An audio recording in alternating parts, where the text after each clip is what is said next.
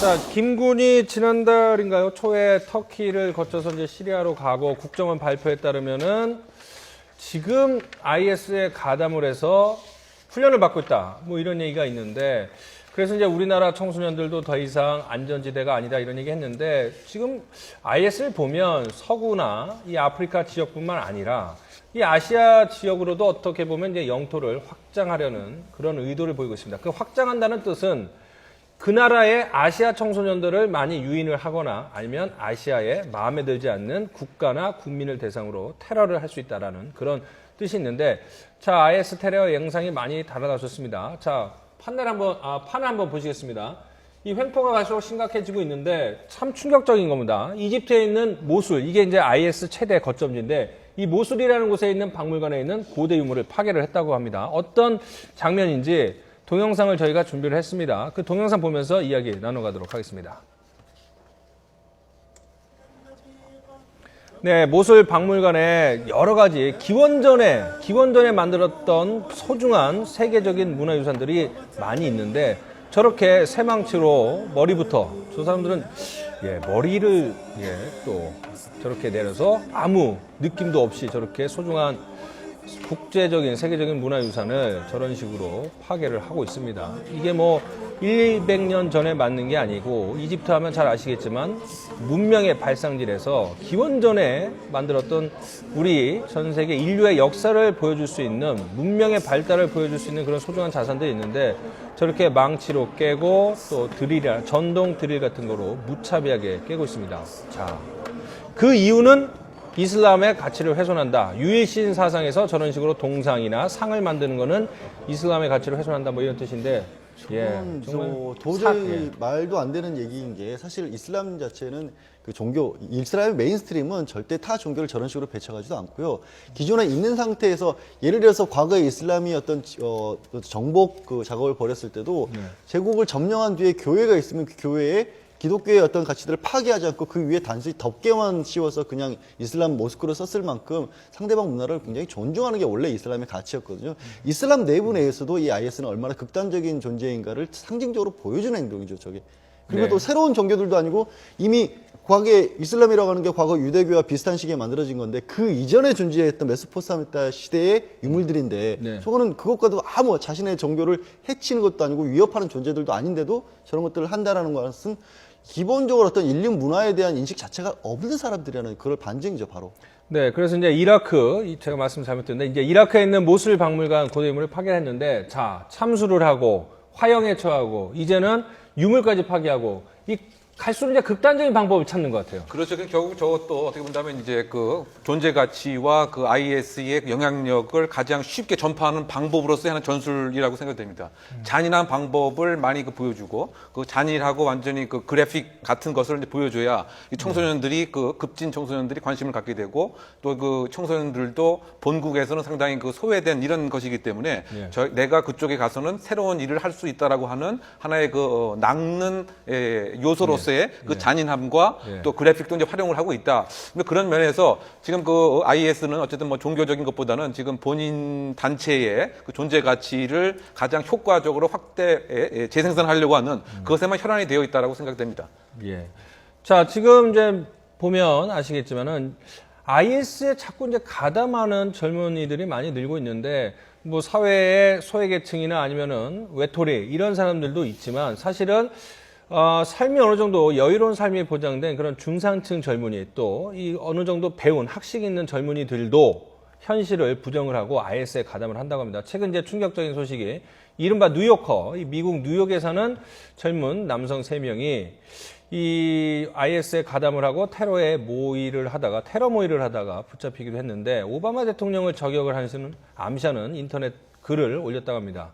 자, 이런 거는 또 어떻게 봐야 됩니까? 이게 실질적으로 오바마 대통령을 테러를 할 수 있다고 믿는 건지 아니면은 과시하기 위한 그런 허풍인지 어떻게 봐야 될까요? 결국 이제 그 어떤 타겟이 이제 명확하게 돼야 되는데 말이죠. 어쨌든 지금 그 IS의 가장 주적은 결국 이제 그 미국적 입장이 될 테고 미국에서의 가장 이제 그 상징성이 그 오바마 그 대통령이기 때문에 그 본인의 그 이들의 입장에서도 왜곡되긴 하지만 왜곡된 뭐 사명감과 성취감을 느끼는 데에는 그 오바마 대통령을 나름대로 공격할 수 있다라고 하는 그 같은 이제 의미를 갖고 있는 것인데요.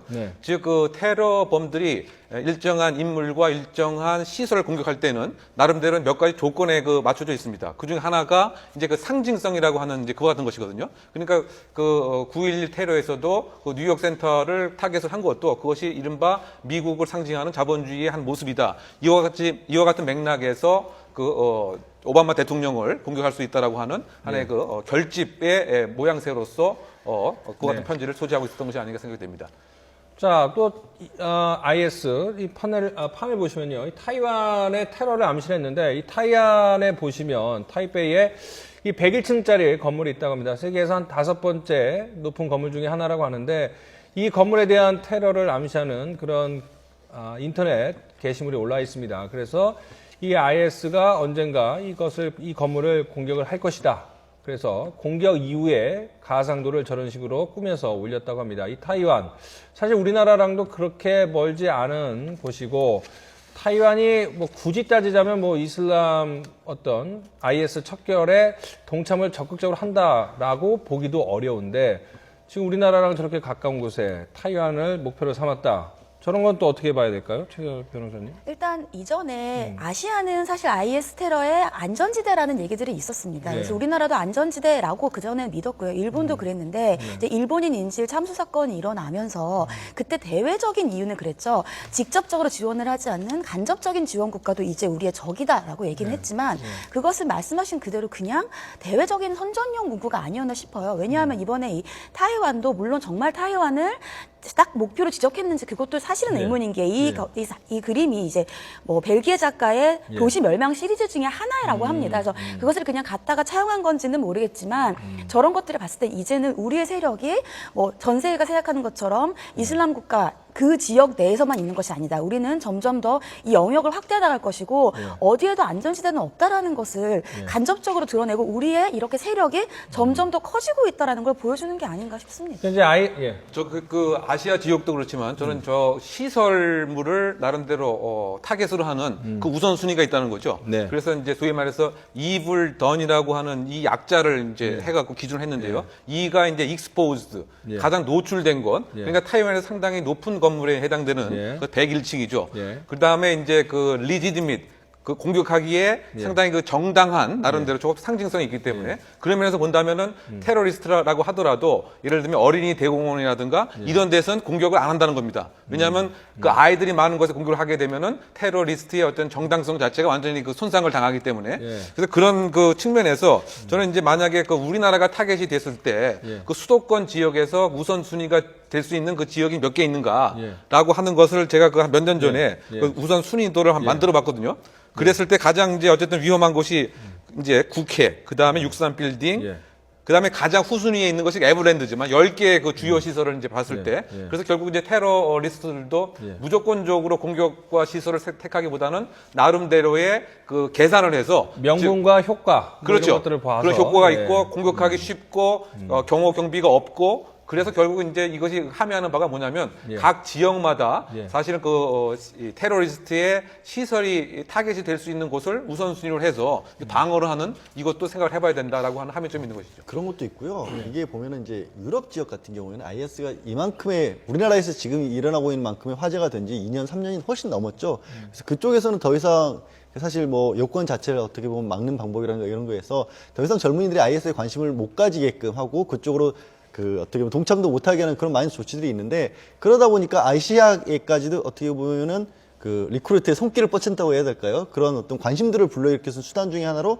대만을 하필이면 타겟을 해서 꼭 대만을 공격하겠다는 것도 아니고 아시아 젊은이에게도 자 IS가 당신들 옆에도 있다라는 그런 것들을 좀 어떤 존재감을 보여주는 거죠. 그런 효과도 노린 것이 아닌가 싶어요. IS 입장에서는 아시아가 아마 블루오션이 아닌가라고 생각을 해서 이제부터 이제 그 발을 좀 손발을 내밀어서 아시아 청년들을 좀 포섭하는 게 아닌가 싶은데 우리는 뭐든 할 수 있다. 우리가 맘만 먹으면 그런 어떤 힘의 과장을 하고 있는 게 그런 목적이 아닌가라는 생각도 듭니다. 얼마 전에 이제 태권도 무술 훈련을 받고 있는 시범을 보이는 동영상도 공개가 됐고 이렇게 타이완의 고층 빌딩을 공격하는 상상도도 공개가 됐고 그래서 아시아에 대한 어떤 영향력을 키우려는 의도가 아닌가 이렇게 풀이가 되고 있습니다.